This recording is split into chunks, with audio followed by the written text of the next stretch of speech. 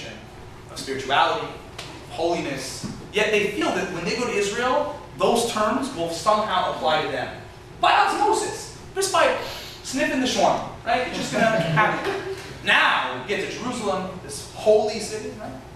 Now, not holy in parenthesis for me, but holy in parenthesis because we're not working on these terms so much. And we get to Jerusalem, and now we're told the Western Wall, the Kotel, the Wailing Wall, that's a holy place.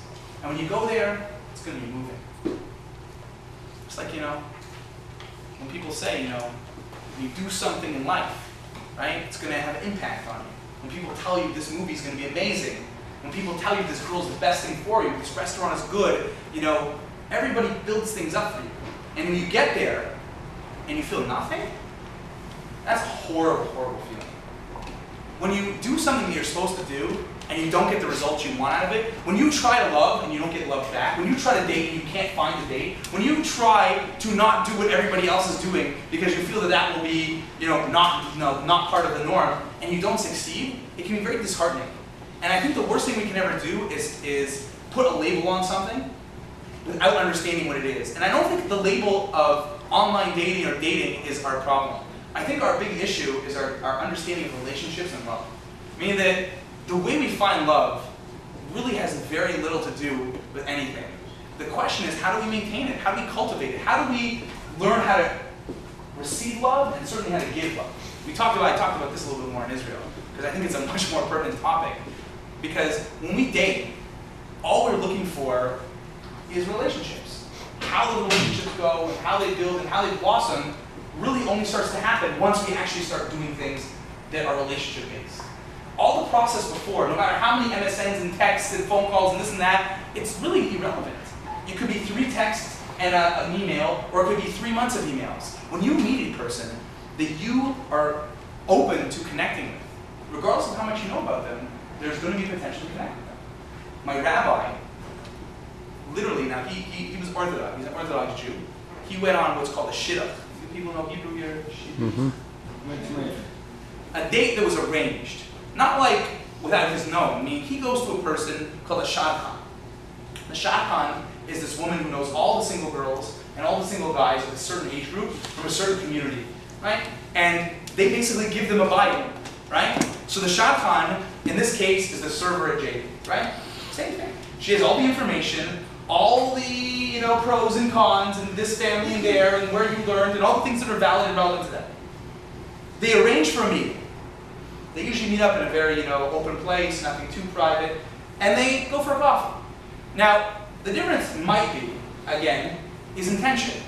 His sole intention for getting on this date with this girl is based on the fact that he wants to have a relationship and get married. Not to her, but in general. Meaning that his sole purpose of dating is for the purpose of somehow finding a way to get married to someone he didn't know.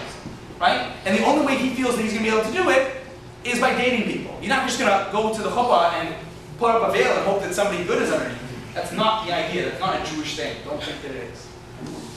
He goes out on these dates with this woman, who is his wife now, and each date's about 4 or 5 hours long. So they're talking. They're also not touching each other, right? They're participating in a religious observance called Shomer Nagia, which some people marry. I know about, but Orthodox Jews they don't touch until they're married. That's a whole other issue, a whole other conversation. Hopefully we can have another class on the day talk. So they go on 4 dates, well, 3. And on the 4th date, he proposed to her. Is anybody here married? Besides you. Everybody married? No? Anybody in a serious relationship? Serious relationships? Okay, good. So my blessing to all of you is that you find the person, whoever that person is, that you want to be with the easiest possible route you can. Meaning that it should be fantastically easy, but only when you get there. Meaning the route me and my wife took was unbelievably hard. But now that we're married, it seems like it was like literally like somebody actually did it for us. And I don't want to get all religious, but it seemed like somebody did it for us.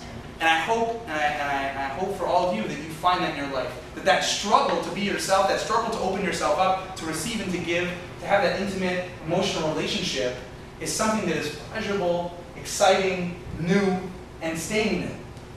I'll leave with one story. My rabbi's rabbi. That's always a good level to get to. That's the big guy, the big boss.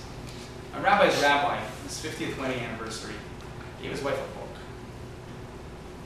A book she wrote. Now tell me. He gave her a book. 50 years. 50 years ago. It's cheap. Except for one thing. He wrote the book. It was his book. He authored it. Was that a little bit better? Yeah. Well, I mean, she lives with him. She could probably get a copy. She's probably read the stories already. Most likely. Except for another thing. The book that he gave her was about, I don't even know the pages. I've seen it. It's like 800 pages, 700 pages. It's like an encyclopedia. The book that he gave her, he wrote himself about her. He started writing this book 50 years before we got married. And every single day, every week, every month, every year, all he jotted down were attributes, beautiful things that happened, things that were the same that he loved, things that changed that he loved. 50 years. Imagine he put that book in, and he gave it to his wife. And to me, that's love. To me, that's an emotional, intimate relationship. It's not something you can just make on one day. It's not something you can make on a JDate profile. It's something that's real, it's something that exists, and it's something that you can work on. It's not something you have to worry about, because if you want it, if you want to be that person writing that book, you have 50 years to do it. You have 60 years, you have 70 years. But it's up to you. You have the power to do it. Raise the question, how the heck can you hide that from your wife for 50 years? He's a big rabbi. Put it in his hat.